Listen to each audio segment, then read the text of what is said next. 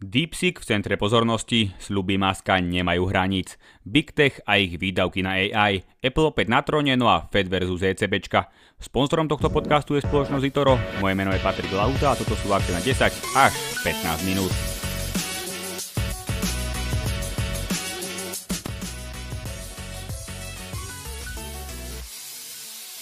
Prekvapko na začiatok, akcie lámali rekordy aj v tomto týždni. Nemuselo tomu ale tak byť, pretože úvod týždňa vystrašil investorov rovnako ako Kotlebovcov pohľad na dúhovú vlajku. Téma DeepSeek je dosť dlhá, takže táto časť bude konceptovo trošku odlišná. Amerika v domnení, ako sú v technologických pretekoch popredu, si užívala oslavné ódy finančných trhov a americké akcie už tretí rok pokračujú v prudkom raste. Lenže obraz Spojených štátov ako nespochybniteľného lídra v oblasti umelej inteligencie trošku pokazila Čína, respektíve trošku dosť.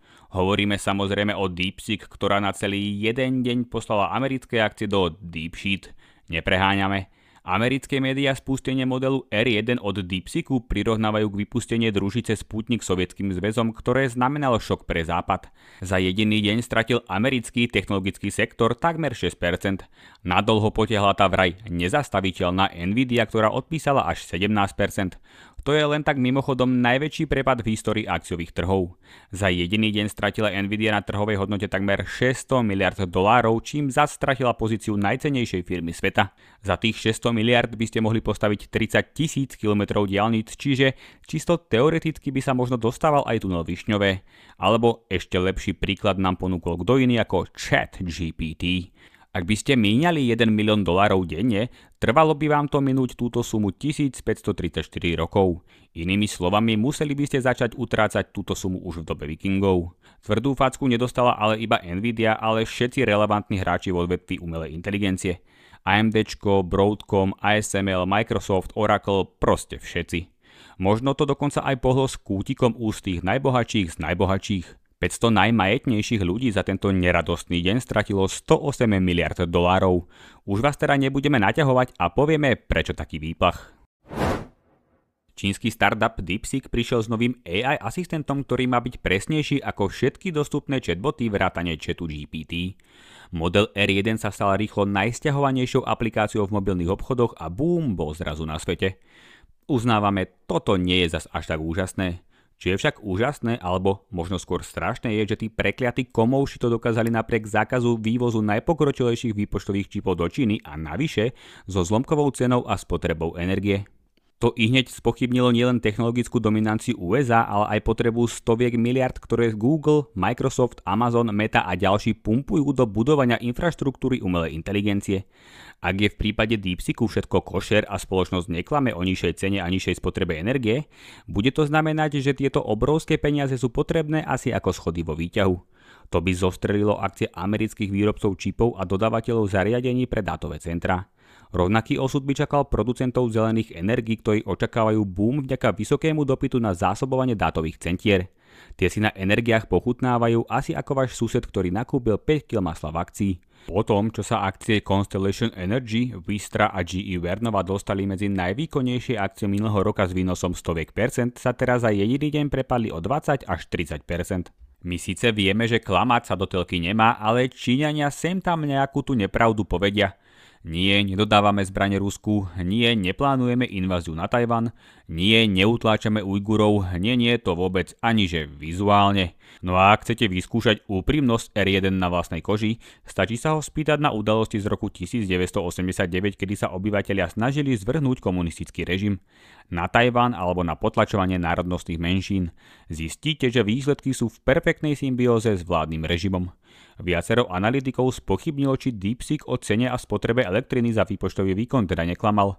OpenAI, stojaca za chatom GPT, dokonca podozrieva DeepSeek z toho, že na tréning vlastného modelu použila jej výstupy. Microsoft, najväčší investor OpenAI, už v lani prešetroval účty spojené s DeepSeekom a zablokoval im prístup k vývojovému rozhraniu OpenAI. K DeepSeeku sa vyjadrili aj všetci relevantní hráči. Pri prezentácii kvartálnych výsledkov Mark Zuckerberg z Mety aj predstavitelia Microsoftu odmietli, že by investície do AI nemali zmysel a že DeepSeek znamená lacnejší a energeticky efektívnejší prelom. Zuckerberg naopak odkázal, že do umelej inteligencie v roku 2025, ktorý naznačil určujúcim pre AI, investuje $65 miliard. Pridal sa aj riaditeľ Nvidia, ktorý čínskeho rivala síce pochválil, ale upozornil, že spoločnosť má za sebou tú ľahkú časť. Model R1 sa zatiaľ iba naučil, ako veci robiť, čo až také nákladné nie je. Drahšia je jeho samotná dlhodobá prevádzka.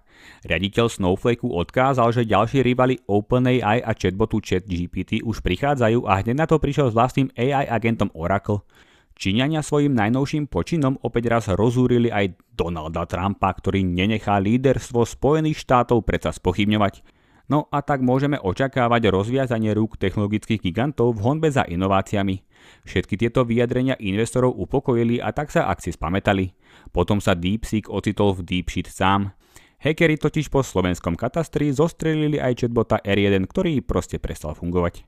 Čo je pre jedného strata, to je pre druhého zisk. Z útoku ťažia poskytovatelia kybernetickej bezpečnosti, ktorých akcie poskočili zhruba o 10%. Taký CrowdStrike vďaka tomu dosiahol nové maximum, keď prekročil hranicu trhovej hodnoty $100 miliard. Gratulujeme. Aby toho nebolo málo, ešte v tomto týždni niektoré krajiny začali DeepSeek už zakazovať. Ako prvý tak urobili borci z regulačných orgánov v Ríme kvôli tomu, že podnik neposkytol informácie, ako narába s osobnými údajmi. A vraj tí Taliani sú spomalení a iba ležia na pláži. Len o deň neskôr ďalší Číňania, konkrétne tí z Alibaby, oznámili, že ich model umelej inteligencie je ešte výkonnejší ako ten od DeepSeeku. To už ale trh mi nezahýbalo a tak už prosím poďme na ďalšiu tému. Zastavme sa pri výsledkoch Big Techu. Začneme Teslou, pretože Elon by nám to neodpustil. Záver roka bol pre najcennejšiu automobilku pri najlepšom zmiešaný. Posledný kvartál bol rekordný v počte dodávok, ale finančné čísla veľa úsmevom akcionárom nepriniesli. Tržby automobilového segmentu klesli oproti minulému roku o 8% na $20 miliard. Celkové tržby sa zvýšili o nepatrné 2% vďaka ostatným segmentom podnikania. Hoci je podľa Muskových slov dopyt po Tesle nekonečný, tohtoročné kroky a čísla tomu nenasvedčujú. Každý druhý deň sme čítali správy o tom, ako Tesla znižuje ceny. To by ste ale asi nerobili, keby dopyt po vašich autách bol nekonečný všakže. No, znížené ceny sa prejavili v poklese ziskových marží. Prevádzkový zisk klesol o štvrtinu a marža z 8,2% na 6,2%. Z každých $1000 tržieb tak Tesla vygeneruje $62 zisku. Lepšie čísla mimochodom dosahujú aj nemecké automobilky BMW a Mercedes, ktorých akcie sa navyše obchodujú zhruba 20 krát lacnejšie. A celý rok sa Tesla z hľadiska príjmov už blíži k hranici $100 miliard. Ako sme sa však už pri Elonovi naučili, keď investorom neviete predať výsledky, predajte im sľuby. Overenej marketingovej stratégie sa drží naďalej. Najbohatší človek planéty verí, že Tesla sa stane najhodnotnejšou firmou sveta. V súčasnosti je až 8 s hodnotou $1,2 bilióna, zatiaľ čo hodnota Apple je trojnásobná. Odvážne to plány. Ak si ale myslíte, že to je všetko, tak to ani zďaleka. Musk si myslí, že Tesla bude mať hodnotu ako ďalších 5 najcennejších firiem dokopy, k čomu mu majú pomôcť samoriadiace vozidlá a humanoidní roboti. Aby bola ale Tesla hodnotnejšia ako 5 ďalších najhodnotnejších spoločností sveta, akcie Tesly by museli stúpnuť zhruba 15-násobne, a to všetko za predpokladu, že akcie Apple, Microsoftu, Nvidia, Amazonu a Google sa už hýbať nebudú, teda aspoň nie nahor. Nevieme, čo ten Musk berie, ale chceme to tiež. Poďme k tomu, ako by mali vyzerať dobré výsledky. Meta zaznamenala silný záver roka, čím potrhla skvelý celý rok. Tržby materskej spoločnosti Facebooku, Instagramu a Whatsappu stúpli medziročne o 22% na $135 miliard a čistý zisk až do 60% na $39 miliard. Počet denných používateľov sociálnych sietí Meta dosiahol už 3 miliardy a 350 miliónov a Zuckerbergovi sa úspešne darí týchto ľudí monetizovať prostredníctvom presných reklám. V budúcom roku by mala Meta trochu spustiť nohu z pedálu, ale spoločnosť sa pripravuje na novú budúcnosť investíciami do umelej inteligencie a virtuálnej reality, aka metaverza. Pozícia Mety v oblasti AI vyzerá viac ako sľubne, ale škoda, že sa to nedá povedať aj o virtuálnej realite. Tá je na tom asi ako tie samoriadiace auta od Tesly, kde nič, tu nič. Ale aspoň za to Meta už spálila 60 miliard dolárov. Počujete správne, to je čistá strata celého segmentu. Microsoft zaznamenal v záverečnom kvartáli minulého roka rast tržieb o 12% a prevádzkový zisk vzrástol až o 17%. Pre porovnanie, zatiaľ čo Tesla premieňa každých $1000 v príjmoch na $62, Microsoft z rovnakej tisícky vyťaží zisk $450. AI biznis technologického giganta za posledný rok prekonal v príjmoch už $13 miliard, čo je medziročne o 175% viac. Aj to je dôvod, prečo Microsoft bude aj v tomto roku vynakladať obrovské sumy do umelej inteligencie. Apple bol jedným z členov Big Techu, ktorého DeepSeek nezasiahol. V rámci výdavkov do AI totiž razí opačnú stratégiu, čo bolo v tomto prípade viac než vítané a po prudkom prepade Nvidie opäť zasadol na trón najhodnotnejšej firmy sveta. Výrobca iPhoneov však čelí kritike za nedostatočné inovácie a práve za fakt, že nekonkurujú ostatným gigantom v AI. Okrem toho Apple prišiel o pozíciu jednotky v Číne, keď sa predaje iPhoneov na tamojšom trhu prepadli o 11%. Ich software Apple Intelligence nie je k dispozícii všade, ale generálny riaditeľ Tim Cook naznačil, že dopyt po iPhonech je silnejší tam, kde je software aktívny.